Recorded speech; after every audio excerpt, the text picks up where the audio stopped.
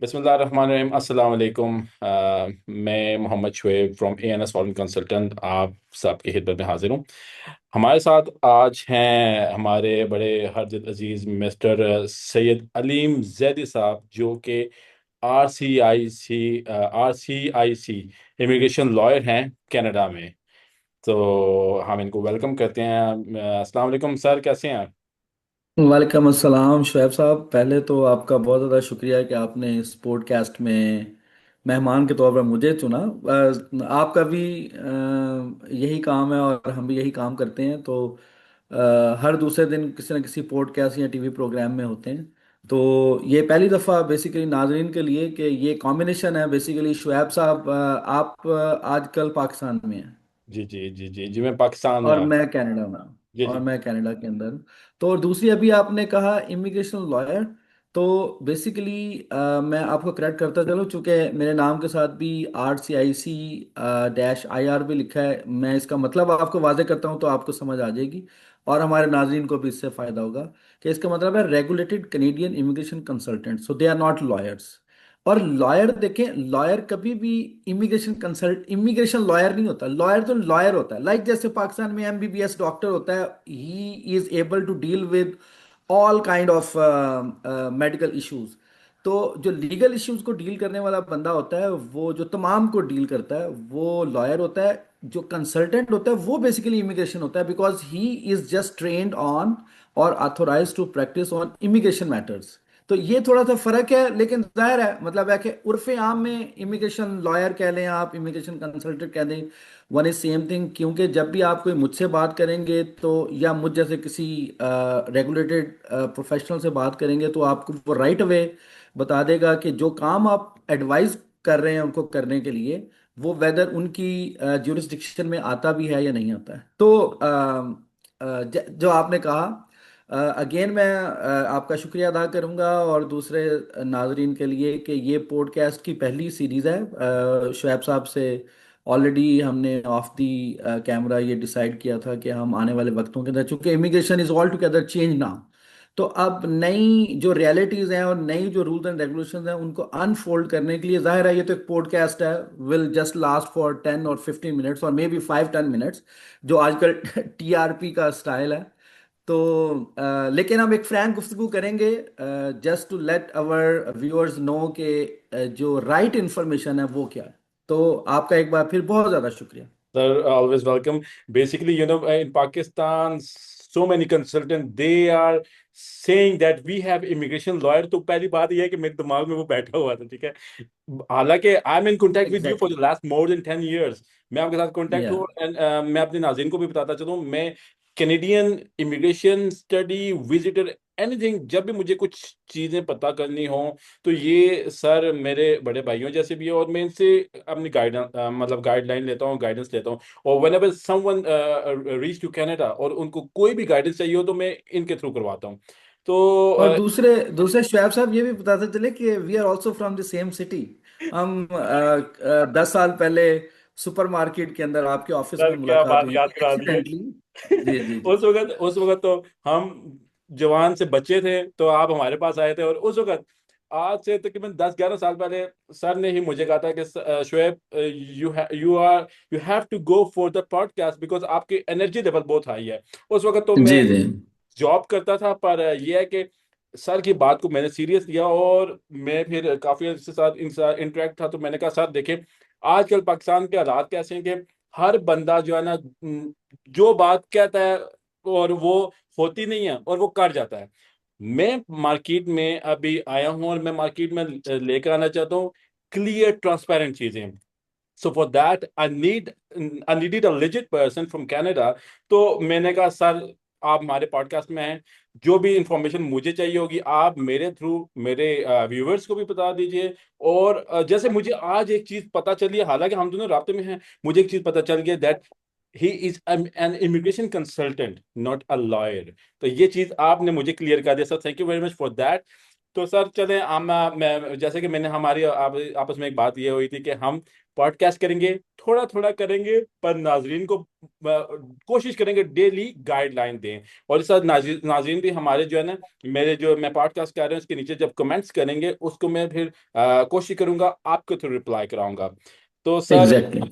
अब आपसे आपसे की तरफ over to you, so tell me, आप अच्छा, बताएं। हम इसको, जैसे आपने कहा इंटरेक्टिव है, तो इसमें जरूरी नहीं है कि आप मुझसे सवाल पूछेंगे, मैं भी आपसे सवाल पूछूंगा, क्योंकि अ, आप हैं, हम इसको कहते हैं कि आप हैं हमारा फीड स्टॉक, जहां से हमारे क्लाइंट्स आते हैं, आप उस साइड पर बैठे हुए हैं, और जहां पर अल्टीमेटली वो आते हैं, मैं उस साइड पर बैठा हुआ हूँ। तो हमें जो इस साइड के ऊपर इंफॉर्मेशन होती है, या जिस मार्केट एनालिसिस जिसे हम कहते हैं, वो जो हो रहा था वो बिल्कुल डिफरेंट होता है, बिकॉज हम तो already dealing with people who have visas already in their hand.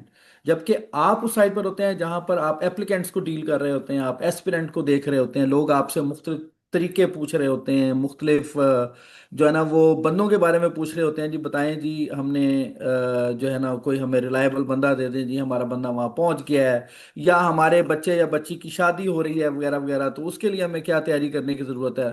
तो मुझे आप ये बताइए कि इस वक्त चूंकि फीफा वर्ल्ड कप भी आने वाला है, तो पाकिस्तान में जो विजिटर वीजा टू कनाडा है, वो उसके बारे में जो र्यूमर्स चल रही होती हैं, या जो मार्केट टैक्टिक्स हैं, वो क्या चल रहे हैं, उसके ऊपर थोड़ी सी रोशनी डालें आप।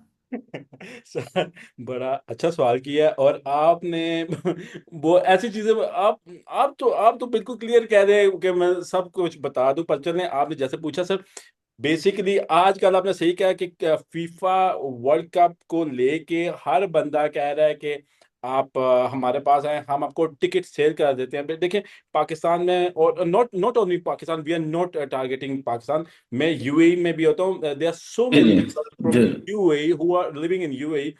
देखिए किसी को लिजिट वे नहीं पता to apply for the visitor visa, ठीक है, वो क्या करते हैं, थोड़ी सी फेक चीज डाल देते हैं। आजकल पाकिस्तान में कहीं भी यूएई में ना फेक टिकट्स मिल रहे हैं, उन टिकट्स को लेके वो यूज करवाते हैं और लोगों को सही तरह गाइड नहीं करते। देखिए आप विजिटर वीजा, अगर मैं अपने एक्सपीरियंस बताऊं ना, तो विजिटर वीजा में उस चीज को बेहतर समझता हूँ अगर आपका financial asset, family ties, intention of travel strong हो, इन तीनों में से कोई चीज स्ट्रांग दी होगी, then you are not getting a visa. तो कोई एग्जैक्टली। बंदा कोई भी है ना, उनको अपने पैसों से गार्ज होता है, और आजकल जो डन वाली जो चीज चल रही है ना, वो डन वाली चीज लेके ना उनको टाइम वेस्ट कर देते हैं। अब मेरे पास जो भी बंदा था, मेरी कोशिश होती है उनको प्रॉपर गाइडलाइन दूं, प्रॉपर गाइडेंस के साथ उनको आगे थ्रू करवाऊं।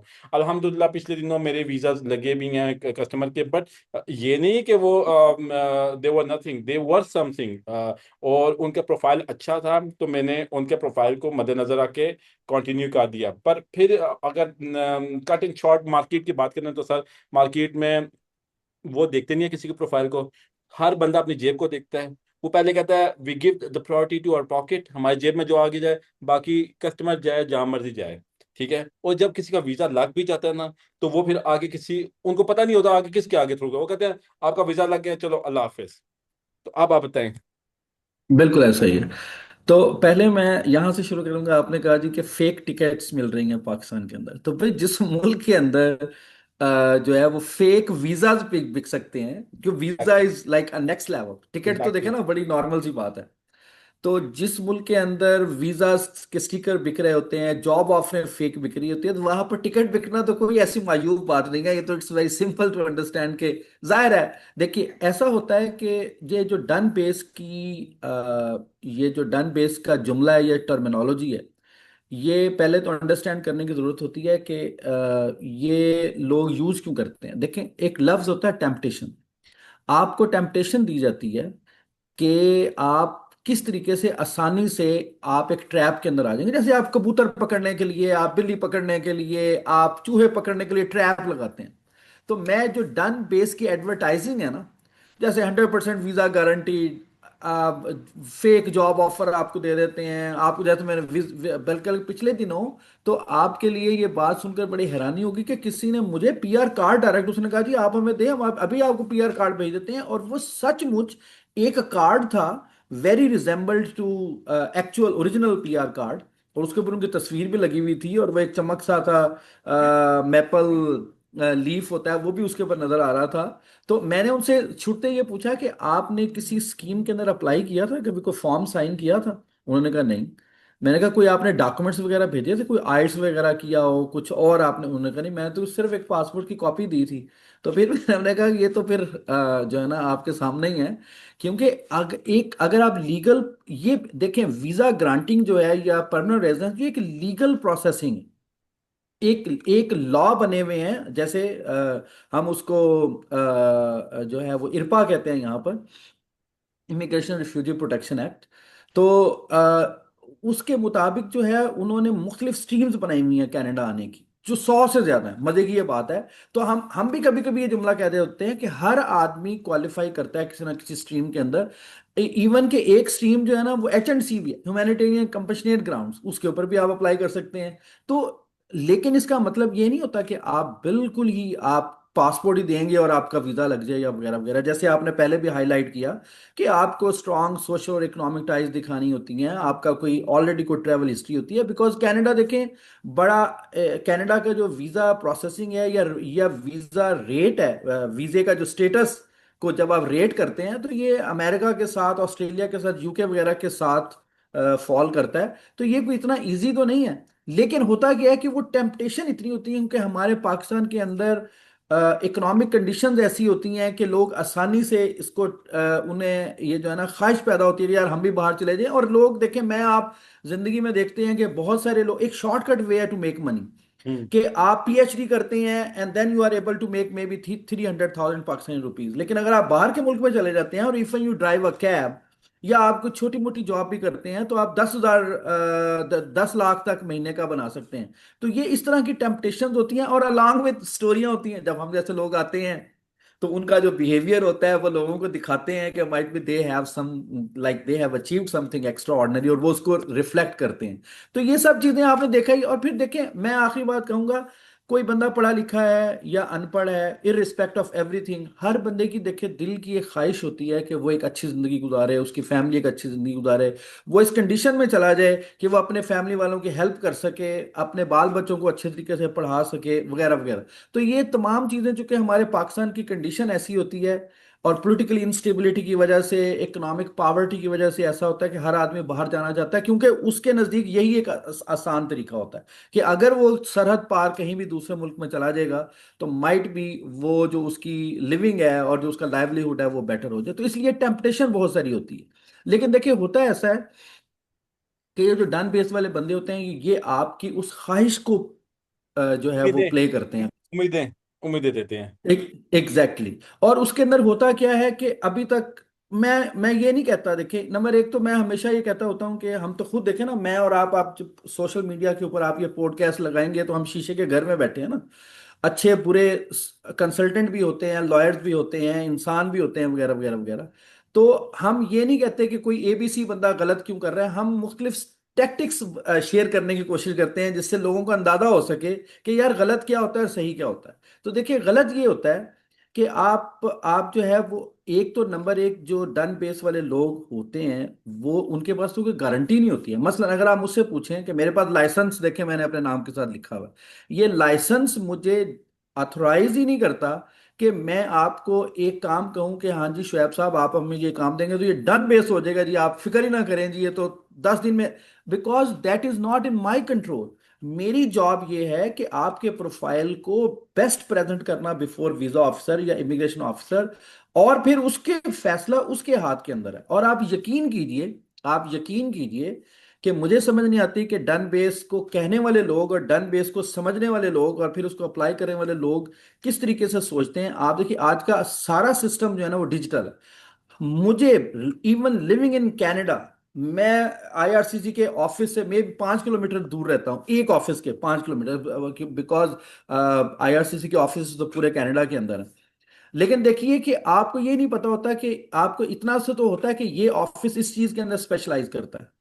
लेकिन आपको ये नहीं पता होता कि किस ऑफिसर के पास आपका केस गया हुआ है। हम्म। उस ऑफिसर के पास आप बाहर, आप दुनिया के अंदर बिल्कुल भी नहीं उनसे मिल पाते किसी वजह से, बल्कि लीगली तौर पर तो देखें जो मेरी अंडरस्टैंडिंग है, आप जैसे हम यहाँ पर मिनिस्टर इमिग्रेशन घूम रहे होते हैं या प्राइम मिनिस्टर आ रहे होते हैं, लोग तस्वीरें लगा रहे होते हैं, तो आपको वो तस्वीर भी अपने फेसबुक के ऊपर नहीं लगानी चाहिए, ताकि लोगों को आप ये इंदिया ना दे सके, ये नोशन ना बिल्ड कर सकें कि might B you have any direct connection with with the the immigration authority, और ऑफिसर। आप उसे मैनिपुलेट कर सकते हैं किसी तरीके से वीजा ग्रांटिंग के अंदर। तो हम्म। देखें, लॉ जो है वो इस हद तक सेंसिटिव है, लेकिन बस क्या किया जाए फिर, वो जो टेम्पटेशन है वो इतनी स्ट्रांग होती है कि लोग उसके जो है वो ट्रैप के अंदर आ जाते हैं। और मे बी जब आप इस तरह, जैसे आपने बताया कि वीजे लग भी जाते हो, लेकिन हम लगने वाले एक वीजे को देख रहे होते हैं, जो खराब होने वाले केस हजारों और लाखों में हम उन्हें नहीं देखते। मिसाल के तौर पर मेरे पास आए दिन लोग भेजते रहते हैं कि ये जी हमारा 1 साल हो गया जी वीजा अप्लाई किए हुए, 2 साल हो गया जी, ये हमारा बायोमेट्री भी हुआ था, ये हमारा मेडिकल भी हुआ था। तो फिर पता नहीं क्यों फिर कोई जवाब ही नहीं आया। तो वो यही नहीं समझ पा रहे होते कि ये जो मेडिकल और बायोमेट्री है, this is part of the application. Yes. इसका मतलब वीजा ग्रांटिंग बिल्कुल नहीं है। यहाँ तो यही लेकिन जो कर रहे हैं। डन बेस वाले बंदे होते हैं वो उनको दिखाते हैं कि माज़ हमारी कॉलें भी साथ साथ आ रही होती हैं, मैं इनको मैसेज कर दिया मैंने, आई कॉल यू लेटर। अच्छा। तो वो टेम्पटेशन की वजह से ना सारे लोग ट्रैप में आ जाते हैं। तो मेरी गुजारिश आपके इस पॉडकास्ट के हवाले से यही है कि आप देखें। दूसरी बात ये होती है कि वो लोग कहते हैं कि मैंने आपसे कहा कि शायद जिंदगी में जो डन बेस का काम कर रहे होते हैं वो 5-7 वीजे लगवा भी लें, लेकिन ये आपके पास कोई प्रोफाइल ऐसा आ गया जो ऑलरेडी स्ट्रांग था, आपने थोड़ी सी एफर्ट की और वो वीजा लग गया। वीजा तो देखे ना, वीजा लगने के लिए तो कोई, मैं ये लाइव इसके ऊपर कह रहा हूँ और ये मेरा काम भी है, देखें कि वीजा लगने के लिए तो उन्होंने खुद हर उसके नीचे लिखा हुआ है कि you don't need to hire any professional, you can also do it at at your own.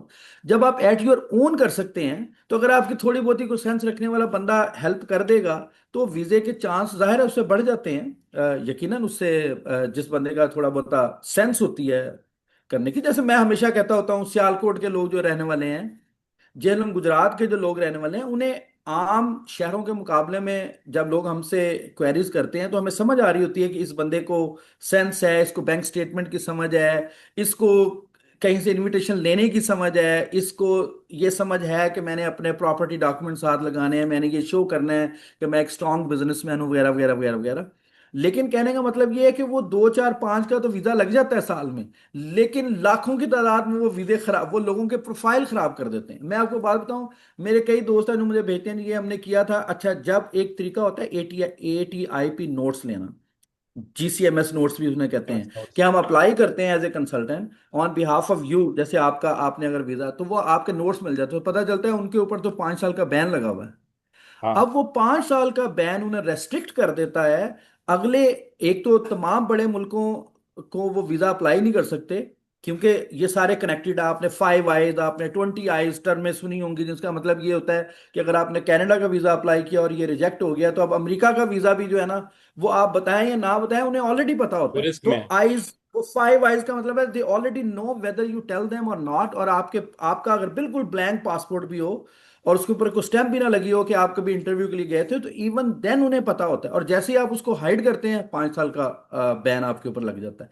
क्योंकि इमिग्रेशन की जो आप ब्रीचेस करते हैं लॉ की, उसके अंदर ना आपको यूजली, पाकिस्तान का केस डिफरेंट है, कनाडा में कोई जेल नहीं होती, कोई पेनल्टी नहीं होती, आपके ऊपर 5 साल का बैन लगा देते हैं। और वो 5 साल का बैन आप देखें ना, मैं आपके सामने अगर बैठा हुआ कहूँ कि आज से 10 साल पहले जी मेरे ऊपर 5 साल का बैन लगा था क्योंकि मैंने फ्रॉडुलेंट डॉक्यूमेंट्स यूज किए थे, तो अब आप मुझे बताएं 10 साल बाद भी आप मुझे वीजा देंगे? क्योंकि मैंने 5 साल पहले, चलो आपकी 5 साल इंटेंशन ही तो गलत गुजर थी गए वैसे। हैं, लेकिन वो मेरी जो जो क्रेडिबिलिटी है वो डैमेज हो चुकी हुई है। हाँ। तो मैं देखने वालों को यही बात कहूंगा कि आप जो है ना वो लीगल प्रोफेशनल जो होते हैं उनके साथ राब्ता कायम करें। हाँ, आपके पास ये होता है कि आप ये चाहते हैं कि लोग जाते इसलिए हैं कि आपको अपफ्रंट पैसे देने पड़ते हैं और उनकी फीस जरा सी ज्यादा होती है, हम्म। लेकिन मेरे ख्याल में डन बेस वाले तो उससे कहीं ज्यादा पैसे डन बेस वाले कहते आप। हैं कि देखें, डन बेस वाले पता है क्या कहते हैं? वी हैव द जी जी, authority to give you the visa, जो कि किसी अथॉरिटी नहीं होती। एग्जैक्टली मैं तो देखे ना, मैं तो registered immigration even consultant you आपके कैन सामने यू कह रहा कैन हूँ। नॉट यू कैन आपका एक दफा आई पॉडकास्ट देख कैन रहा था, नॉट आपने गारंटी, ये कहा और था। ये लीगली हमारे लॉ के अंदर मना है कि आपने लोगों को एजुकेट करना है।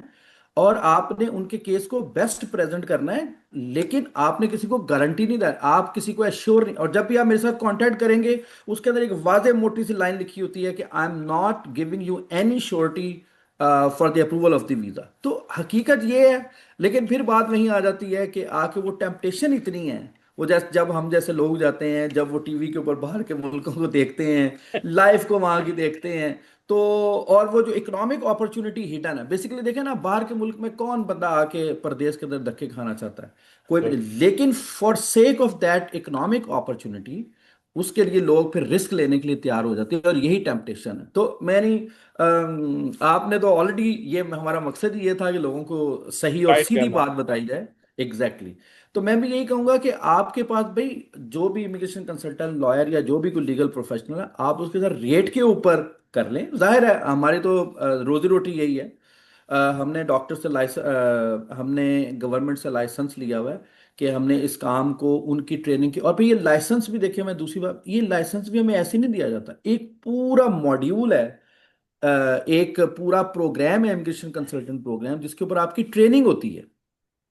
आप उसके अंदर 70-80% नंबर लेते हैं, उसके बाद एक इदारा अलग से आपका लाइसेंसिंग एग्जाम लेता है, कि माइट भी आपने वो कोर्स एक दूसरे के साथ, चूंकि उसमें ग्रुप असाइनमेंट भी होती हैं वगैरह वगैरह, आप एक दूसरे की हेल्प से उसको कर लेते हैं।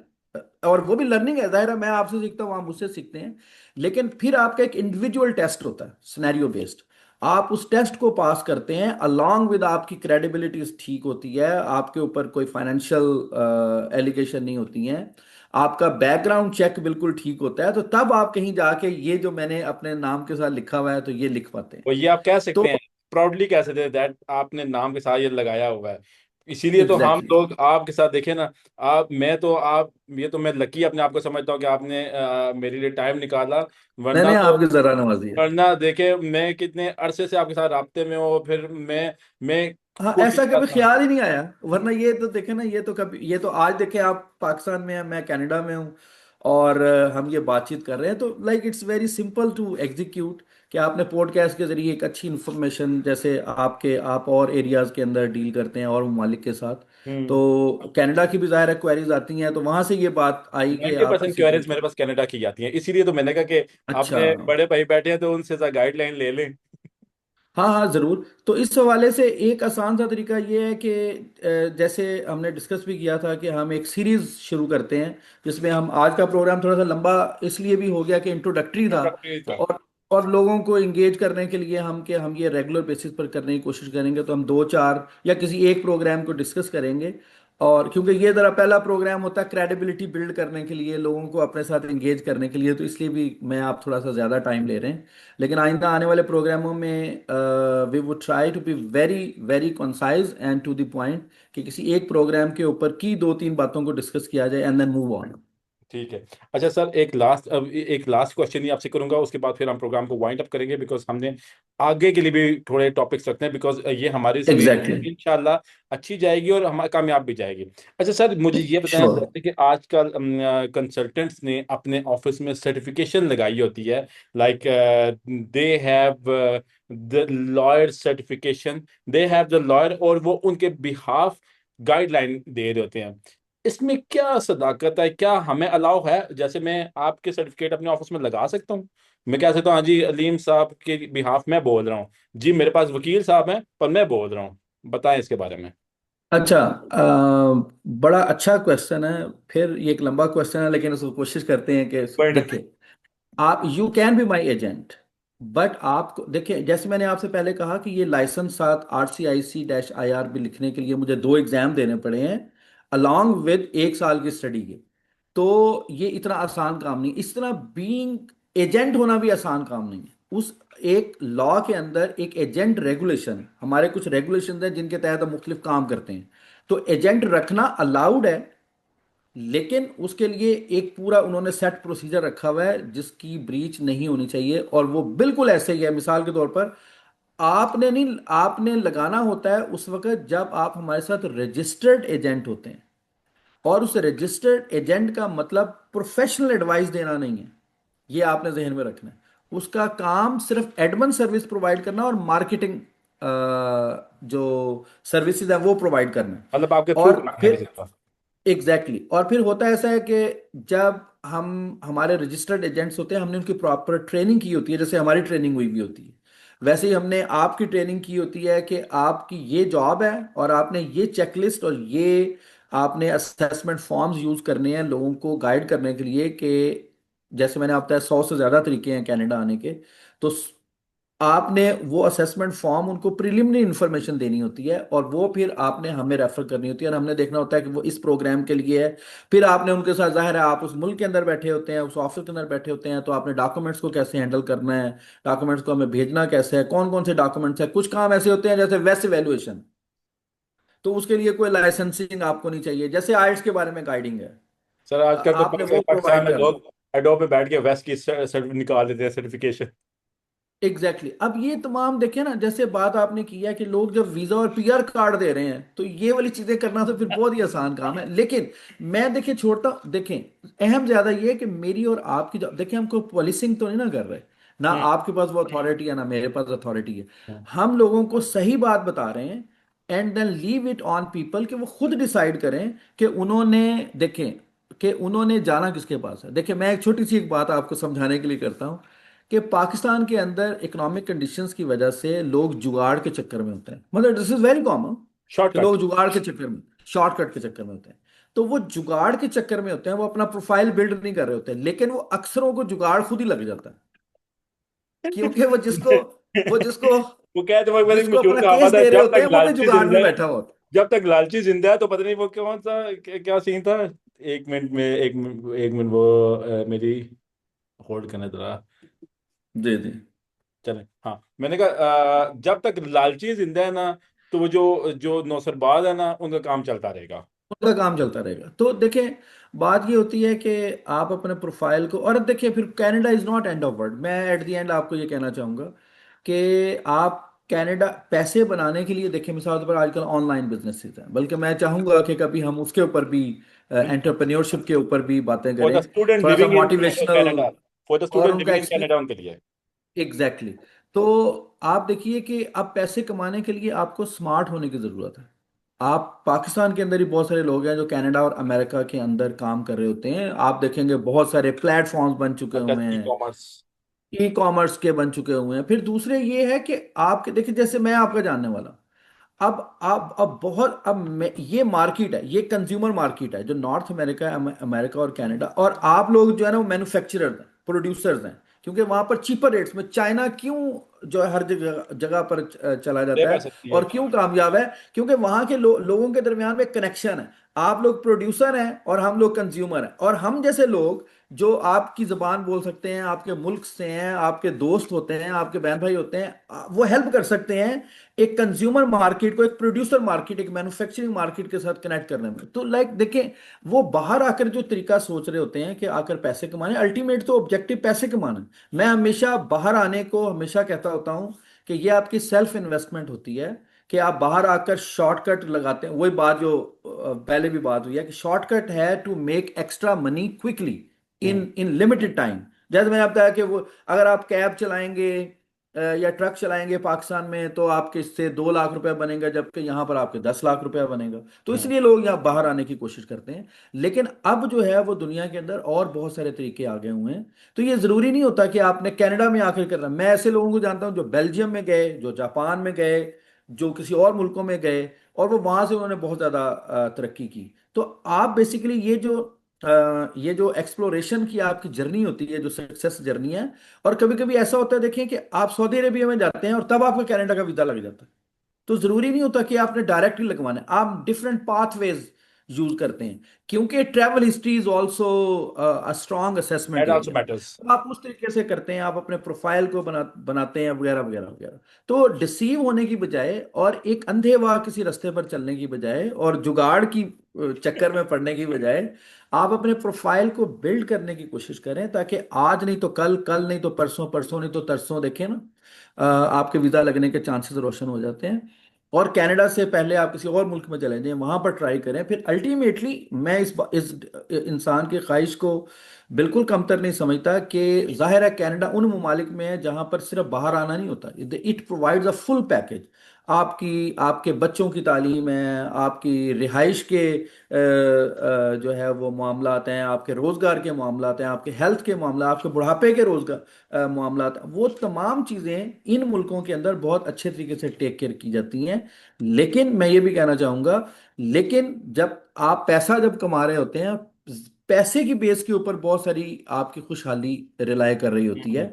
वो आपकी वो ठीक है, वो इस्तकलाल आपके जहन में होता है, आप जहन में रखते हैं कि जी money is not a sign of happiness. I I do agree. But when I go लेकिन to UAE, but when I go to UAE तो वहां लगता है money is a sign of happiness. Exactly लेकिन वो लेडर जरूर है। मैं ये कहूंगा कि वो डेस्टिनेशन नहीं है मनी, लेकिन एक वो एक लेडर जरूर है, ठीक ताकि है। जैसे मिसाल के तौर पर एक सेटिस्फेक्शन का लेवल ये होता है कि आपका बर्गर खाने को दिल चाह रहा है तो आपने बर्गर खा लिया, आपका पाए खाने को दिल चाह रहा है तो आपने पाए खा लिया। लेकिन अगर आपके पास 1 रुपया और आपको उसमें आधी रोटी खानी है और अचार से खानी है, तो देखिए मुतमईन वो तो फिर लोग उस तरीके से भी हो जाते हैं। हम्म लेकिन ये जो दुनिया है, ये जो हमारी जाती बसीरत के मुताबिक जिस दुनिया को हम देखते हैं, इस दुनिया में मनी एक लैडर है हम्म दैट लीड्स टू हैप्पीनेस। और फिर उस चीज को यूज करते हुए हमारे जो पाकिस्तान के माशाल्लाह से जो एजेंट है ना, वो फिर क्या करते हैं, वो फिर लोगों की उम्मीदों से खेलते हैं और इस तरह के शॉर्टकट उनको दिलवाते हैं और एग्जैक्ट उनके पैसे बटोर एग्जैक्ट लेते हैं। तो sir it was really nice exactly talking to you. आपने सेम है। हम मैंने तो 5 मिनट का पॉडकास्ट का कहा था, ये तो हमारा माशाल्लाह से बड़ा ज्यादा हो गया, पर इंशाल्लाह हाँ, नेक्स्ट इंशाल्लाह टाइम हम इसको थोड़ा सा शॉर्टन किया करेंगे। नहीं, मैं तो और कोशिश करता हूँ हमारी बातें खत्म ही ना हो, क्योंकि मुझे बड़ा इंटरेस्ट हो रहा है आपके साथ बातें करते, पर हमारे यहाँ पाकिस्तान में ना टाइम हो गया है 10:42। आपकी तरफ कनाडा में क्या टाइम हो रहा है? 12:42 हुए अच्छा, अभी हैं तो आपकी सुबह दिन के। स्टार्ट हुई है दिन की। चलो, हमारा तो दिन है जी। दिन आपका स्टार्ट हुआ, चले सर।